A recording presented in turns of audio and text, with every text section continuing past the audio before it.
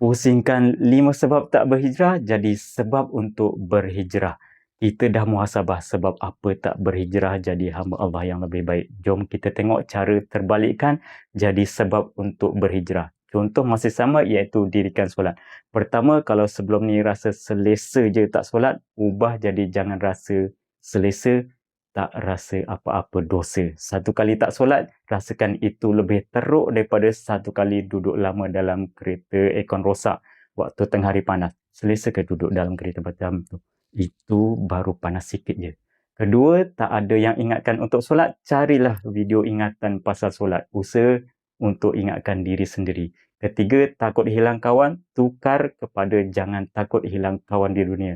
Sebaliknya, ajak kawan-kawan tu bangun sama-sama pergi solat. Kalau dia tak nak, tinggalkan dia. Tak rugi. Keempat, rasa masih muda, tukar jadi jangan rasa masih muda. Malaikat cabut nyawa, tak kira usia.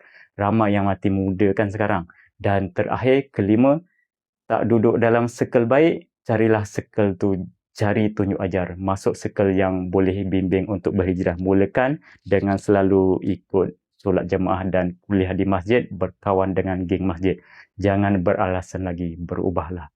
Berhijrahlah untuk kesejahteraan dunia dan akhirat kita.